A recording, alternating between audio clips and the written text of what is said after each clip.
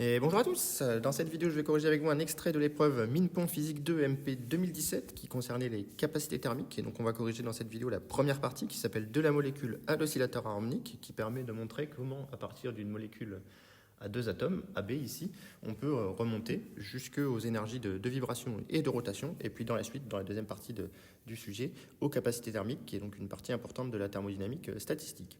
Donc on nous dit qu'ici on considère une molécule diatomique dont les deux atomes A et B sont liés par une liaison covalente et que l'énergie potentielle d'interaction entre les atomes est attractive à longue portée et répulsive à courte portée. Et ensuite que l'étude est menée dans le référentiel du laboratoire, supposé galiléen. On suppose la molécule isolée et on néglige l'interaction gravitationnelle entre les atomes. Donc déjà, je vais représenter un petit peu la situation. On a le référentiel du laboratoire ici qui est galiléen. Et puis j'ai représenté la molécule par ces atomes A et B liés par une liaison covalente et dont on va avoir besoin dans la suite. Donc la première question, c'est une question d'énergétique, tracer l'allure du profil d'énergie potentielle. Donc pour cela, on va céder des informations de l'énoncé qui nous dit que l'énergie potentielle d'interaction est attractive à longue portée et répulsive à courte portée. Donc c'est ça qui va nous aider.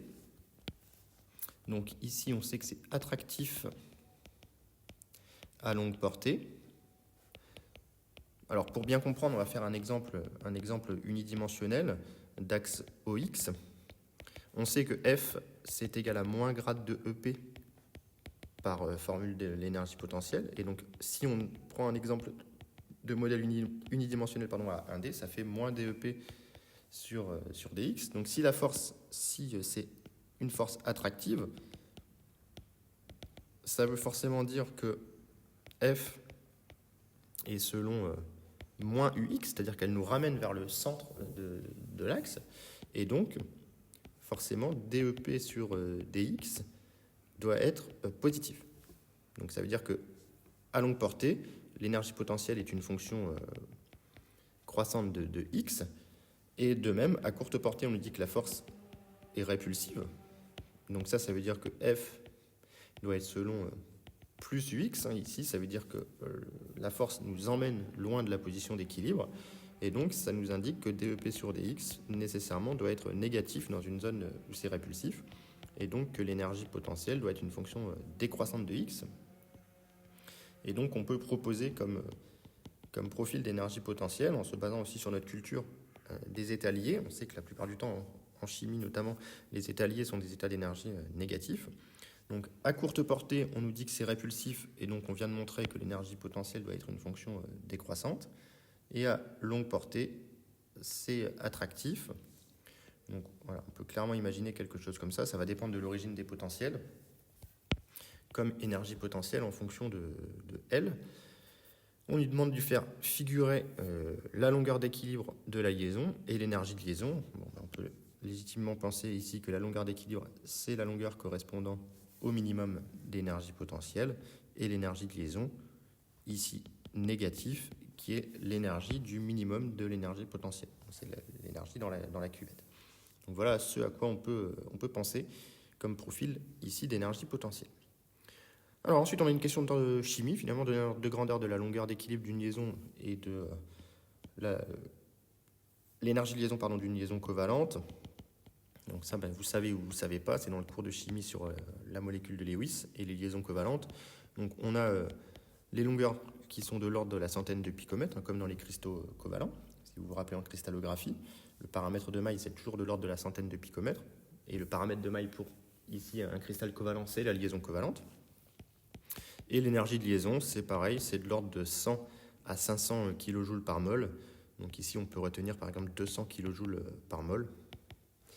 C'est grosso modo 100 à 500. Donc, je pense que tous ces résultats seraient acceptés. À ne pas confondre avec les interactions de Van der Waals, où on est plutôt entre 1 et 10 kJ par mol, beaucoup plus faible.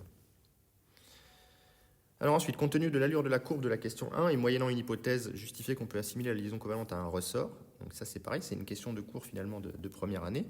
Donc ici, il s'agit de faire ce qu'on appelle l'approximation parabolique du potentiel.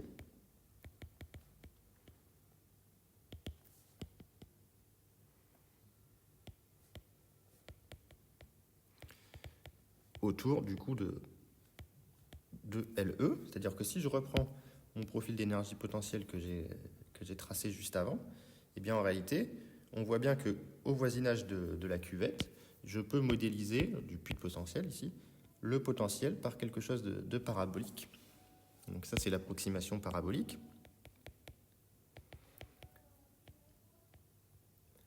Et du coup, par un développement de Taylor, eh bien, je peux dire que l'énergie potentielle de L, c'est à peu près l'énergie potentielle de LE, ça c'est valable autour de LE, hein, plus DEP sur DL, évalué en L égale LE fois L moins LE, plus, alors je ne suis pas sûr d'avoir la place, 1 demi de la dérivée deuxième de EP par rapport à L évalué en LE fois L moins LE au carré, plus des termes d'ordre 3.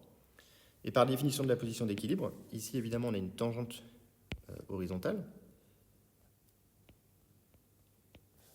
puisque c'est un minimum, donc la dérivée première est nulle, et donc on en déduit que EP de L au voisinage de LE, hein, quand L moins LE, enfin quand L est proche de LE ici, eh bien c'est à peu près EP de LE, c'est tout simplement EL, plus 1 demi de D2 EP sur DL2 évalué en L égale LE fois L moins LE au carré. Et donc on me demande de faire apparaître une constante de Raeder ici en fonction d'une dérivée de EP. Mais ici je pense que vous avez tous reconnu l'énergie potentielle sous la forme d'une constante plus 1 demi de K facteur de L moins LE au carré, où on a posé finalement tout simplement K, et bien la dérivée deuxième de l'énergie potentielle par rapport à L évaluée en L égale LE, évaluée au niveau de l'équilibre, ça c'est important. Et donc on va garder cette hypothèse dans la suite, et maintenant on va nous demander d'exprimer l'énergie cinétique de la molécule en fonction des vitesses. Je vais peut-être copier un petit peu les questions pour éviter d'avoir à remonter à chaque fois. Donc, questions 4 et 5 maintenant. Donc, pour l'instant, on est plutôt sur les questions de cours finalement, mais il faut bien connaître son cours d'énergétique. Donc dans la question 4, on nous demande d'exprimer l'énergie cinétique de la molécule en fonction des vitesses VA et VB. Bon, bah ici, la molécule, c'est l'énergie cinétique est additive. Donc ça, c'est pas la question la plus difficile. Donc on a que l'énergie cinétique, c'est l'énergie cinétique du point A plus l'énergie cinétique du point B. Et donc c'est 1 demi de MAVA carré plus 1 demi de MB VB carré. Donc on nous demande ensuite de calculer un ordre de grandeur de la vitesse caractéristique des molécules dans l'air à 300 Kelvin et sous une pression de 1 atmosphère. Et on nous rappelle la constante des gaz parfaits et la masse molaire de l'air. Donc ici, on a un résultat issu de l'équipartition de l'énergie.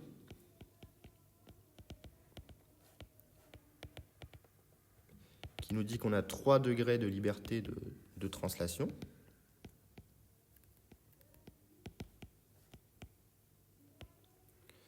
Donc on a 3 degrés de liberté de translation, donc l'énergie moyenne de l'énergie cinétique de translation par équipartition de l'énergie, c'est 3 fois 1 demi de kBT.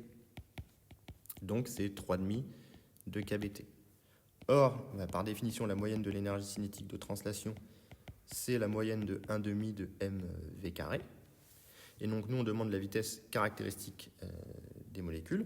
La vitesse caractéristique, c'est ce qu'on appelle la vitesse quadratique moyenne dans l'air, puisque la vitesse moyenne est nulle, vectoriellement. Donc c'est la vitesse quadratique moyenne. Très souvent que l'on note U, qui est la racine de la moyenne de V carré. C'est ça la vitesse caractéristique qu'on vous demande ici. D'où, au vu de ce qu'on a écrit avant, on sait que la moyenne de l'énergie cinétique de translation, c'est du coup égal à 1 demi de m u carré, cette vitesse que je cherche, et par équipartition de l'énergie, c'est égal à 3,5 de kBT. Une fois qu'on en est là, on en déduit assez facilement que U, c'est égal à la racine de 3 kBT sur la masse. Et ici, on ne nous donne pas la masse, on nous donne la masse molaire, mais on a un résultat de cours qui est très utile, qui est que la constante des gaz parfaits, c'est Kb fois Na. ici. Et on sait aussi que M, c'est la masse molaire sur le nombre d'Avogadro, ici. Donc, on se retrouve finalement avec U, qui est égal à la racine de 3. Mais KB, je peux le multiplier par NA. Ça fait KB NA fois la température, divisé par M fois le nombre d'Avogadro. Et on obtient que U est égal à la racine de 3 fois grand R T sur la masse molaire. Et cette fois-ci, on va pouvoir se lancer dans l'application numérique, à savoir que U va être égal à la racine de 3. R, on me dit que c'est 25 tiers fois 300, divisé par 30 10-3. Et donc, il faut calculer ça de tête. On est au mine, on n'a pas de calculatrice, mais on a un racine de 25 qui devrait pouvoir se faire. Donc, ça fait 25 fois 300. 300, c'est 30 fois 10, ici. Donc, les 30 se simplifient. Il nous reste 10 fois 10 moins 4. Fois 10 moins 3, pardon, ça fait 10, 4. Et donc, ça fait 500 mètres par seconde, ce qui est un ordre de grandeur tout à fait cohérent pour les molécules de l'air. Ça, c'est assez classique. Hop, je vais regarder si je peux copier la suite. Bon, je vais déjà ici exprimer l'énergie mécanique. Donc, exprimer l'énergie mécanique de la molécule en fonction de EL, L, LEK, VA. Donc ça, c'est une question, c'est pareil. Si on a répondu aux précédentes, c'est pas très difficile. EM, c'est EC plus EP. C'est du coup égal à 1 demi de MAVA carré plus 1 demi de MBVB carré plus EP, qu'on a noté EL, plus 1 demi de K fois L moins LE au carré. Donc ça, c'est l'expression de l'énergie mécanique de la molécule totale. Voilà. Et donc maintenant, on y va. On va se lancer dans la partie la plus compliquée, la partie la plus calculatoire. Donc ici, on nous dit qu'on note G, le barycentre de la molécule, tel que MAGA plus MBGB égale au vecteur nul, et VG, sa vitesse dans le référentiel du laboratoire. On appelle référentiel barycentrique le référentiel ayant les mêmes vecteurs de base que le référentiel du laboratoire, mais d'origine G. Donc ici, on va reprendre notre petit dessin. On va rajouter le centre de masse. Donc le centre de masse, pas nécessairement au milieu, puisque les masses MA et MB sont clairement a priori différentes. Et donc, on vient ici mettre les vecteurs de base EX, EY, EZ. Et donc, on nous demande de les reporter EY, EX, EZ. Et donc ça, avec le point G, ça forme ce qu'on appelle le référentiel barycentrique. Et donc la question 7 a pour objectif de vérifier si le référentiel est galiléen ou non. Et donc pour ça, on va utiliser le fait que la molécule AB est isolée. Et donc on applique le théorème de la résultante cinétique à la molécule.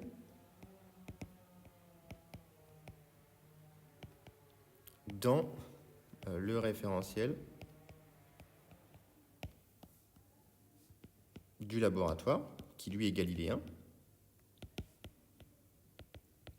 Et donc ce théorème de la résultante cinétique, il s'écrit, c'est un résultat que vous devez connaître de première année, que la dérivée de la quantité de mouvement du centre de masse est égale à la somme des forces extérieures. Attention, je ne considère pas la force de A vers B et la force de B vers A. Ces forces se compensent lorsqu'on prend le système tout entier. Et comme le système est isolé, ici, de l'extérieur, eh bien ça, c'est égal à 0. Donc de là, je peux en déduire que la quantité de mouvement du point G est égale à une constante. Or, par définition, la quantité de mouvement du centre de masse, c'est la masse totale fois la vitesse du centre de masse, c'est-à-dire MA plus MB fois VG. Ça, c'est aussi un résultat du cours de première année. Donc, on en déduit que la vitesse du centre de masse est une constante. Et donc, par conséquent, le centre de masse a un mouvement rectiligne uniforme.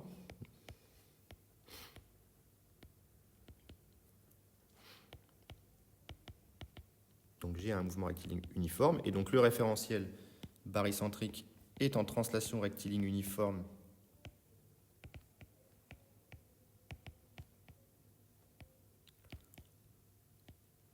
par rapport au référentiel du labo qui, lui, est galiléen.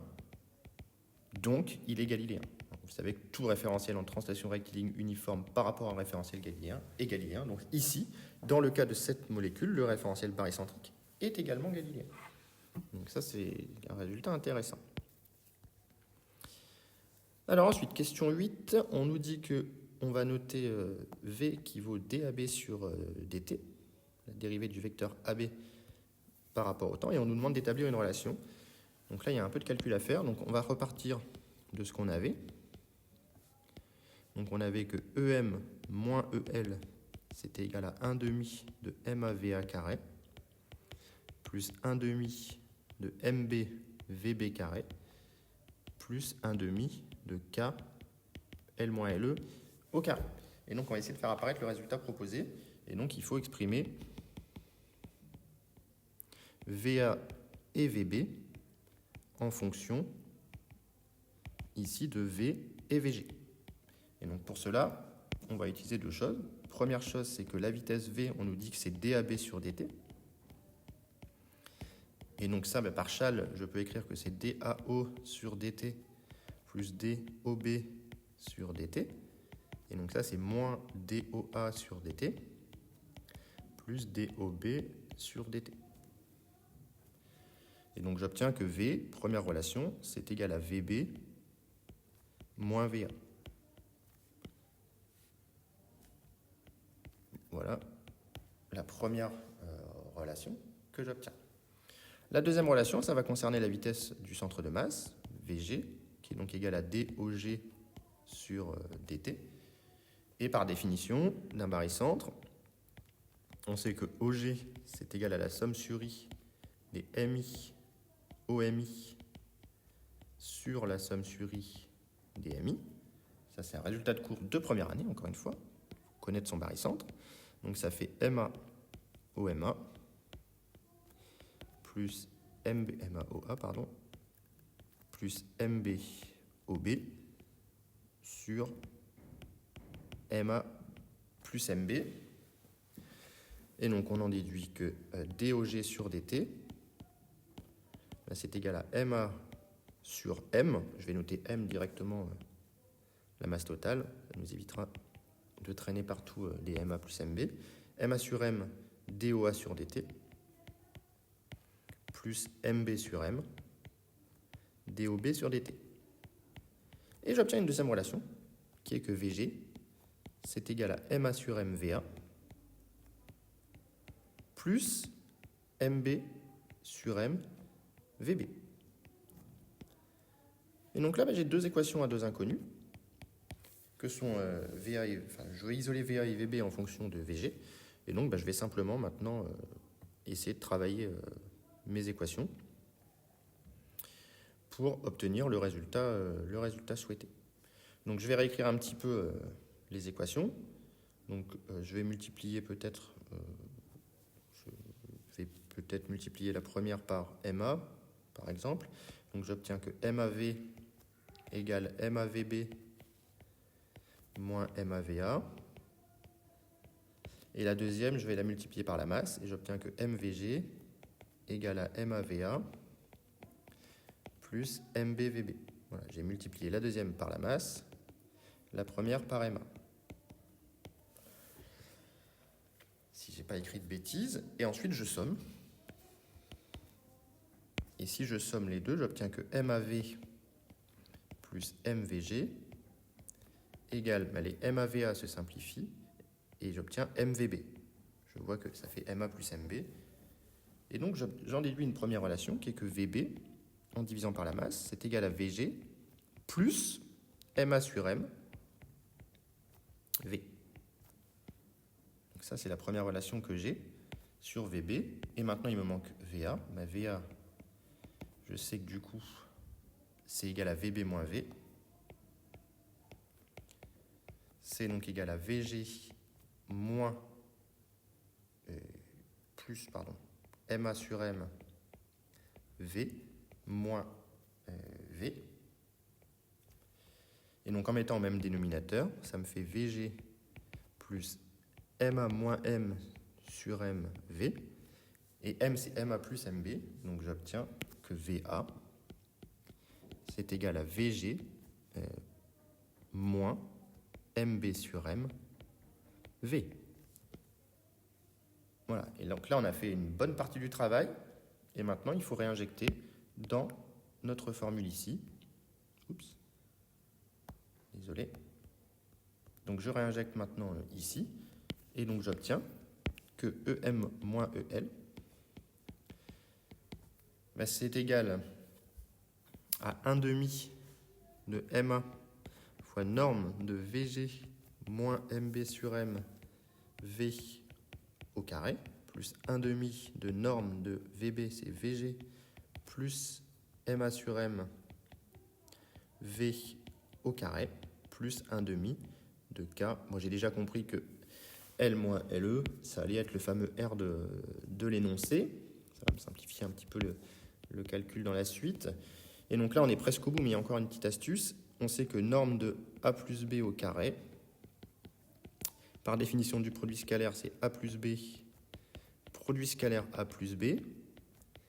Et donc par propriété du produit scalaire, ça nous fait norme de A au carré, plus norme de B au carré, plus 2 A scalaire B, en utilisant la commutativité et la distributivité du produit scalaire.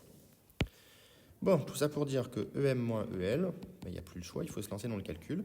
Ça fait 1 demi de MA VG carré, plus 1 demi de MA MB carré sur M carré V carré, moins, on va avoir un 2 qui élimine le 1 demi, moins MA MB sur M VG scalaire V.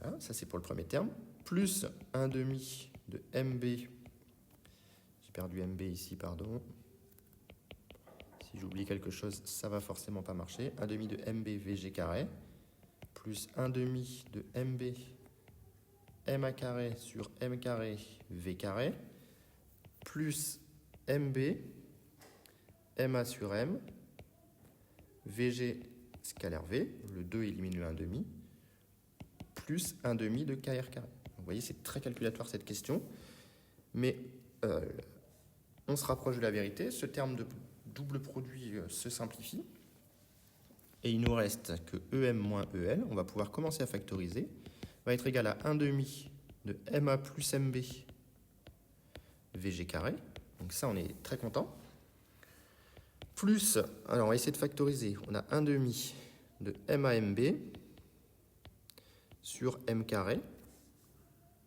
V carré, facteur de MB plus MA, plus 1 demi de KR carré. Si je n'ai pas écrit de bêtises, MAMB sur M carré, on en récupère un MB et un MA, sauf que MB plus MA, bah, c'est par définition égal à M, et donc je peux en simplifier 1, ici. Voilà, ça m'a l'air pas mal. Et donc j'obtiens que EM moins EL est égal à 1 demi de M VG carré plus 1 demi de MAMB sur MA plus MB du coup, V carré plus 1 demi de K R carré. Et donc on nous demande d'identifier, je crois, R en fonction de L et LE et mu, la masse réduite. Donc on en déduit que mu est égal à MAMB sur MA plus MB et que R est égal à L moins LE. Donc ça, c'est ce qu'on appelle la masse réduite dans un problème à deux corps. Et donc on a réussi à obtenir le résultat qui est que l'énergie mécanique de la molécule, elle se réduit à la vitesse de la molécule et à la vitesse du centre de masse. C'est un résultat du problème à deux corps remarquable ici dans ce sujet. Et donc la dernière question a pour but de préparer la deuxième partie du sujet. Donc on nous demande en écrivant ici, hop, AB égale LER.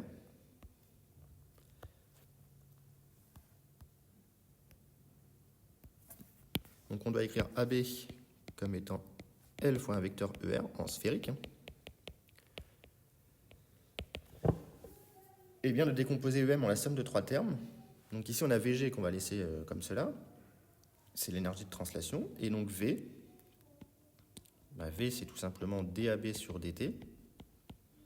Et donc ça va être égal à L.ER plus DER sur DT fois L. Et alors attention, je suis en sphérique, je ne suis pas en polaire, donc je ne peux pas aller si vite. Et donc là, on va utiliser une astuce qui est le déplacement élémentaire en sphérique, qui nous dit que le DOM, c'est égal à DRER plus R dθ Eθ plus R sin θ d phi E phi, résultat de première année, et comme OM c'est égal à RER, eh bien en différenciant, DOM c'est rien d'autre que DRER plus R DER. Je ne sais pas si vous me suivez avec les différentiels. Et donc moi, ce dont j'ai besoin, c'est DER.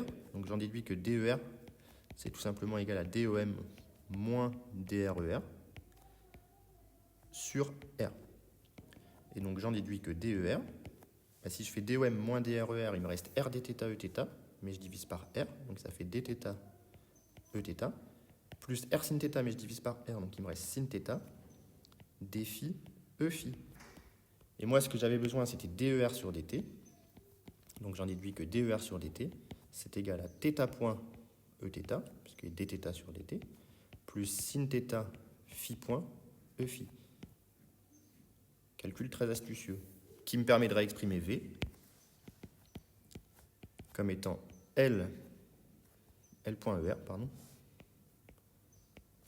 plus Lθ point Eθ, plus L sin θ phi point E phi. Et moi, ce dont j'avais besoin, c'était norme de V au carré. Eh bien, ça fait L point carré plus L carré θ point carré plus L carré sin carré θ phi point carré. Tout ça pour le réinjecter dans l'énergie mécanique.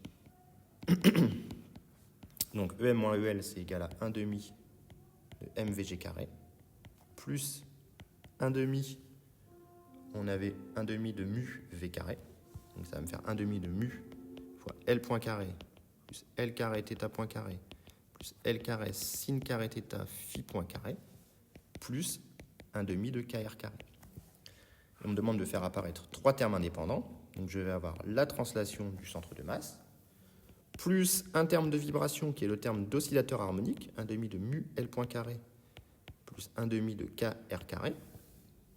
Et il va me rester 2 termes, ici, de rotation avec l'angle θ, 1 demi de mu L carré θ point carré, plus 1 demi de mu L carré sin carré θ phi point carré. Pas beaucoup de place, je vais essayer de décaler un petit peu. Parce que là on voit rien. Désolé, c'est la fin, c'est important en plus. Donc plus 1 demi de mu L carré sin carré θ phi point carré. Et donc j'identifie ici 3 choses différentes. Plus gros ici. Et on aura terminé cette première partie d'un sujet que je trouve très intéressant, même s'il est assez compliqué dans la dernière partie, dans les dernières questions. Et donc ici, on obtient l'énergie cinétique de translation. Là, on est sur un OH qui va modéliser l'énergie de vibration, un système masse-ressort. Et enfin, la dernière partie, on est sur 2 angles de type 1 demi de J oméga carré. Donc là, on est sur l'énergie cinétique de rotation. On a 2 termes de rotation avec l'angle θ point et l'angle phi point de rotation de la molécule. Donc voilà pour la correction de cette première partie de ce sujet. La dernière partie, les questions 7, 8, 9 sont vraiment pas évidentes. Donc j'espère que cette correction vous a plu. J'espère que tout ce travail que je peux entreprendre vous aide. Et s'il y a des questions, surtout, n'hésitez pas à les mettre en commentaire. Bonne journée à tous.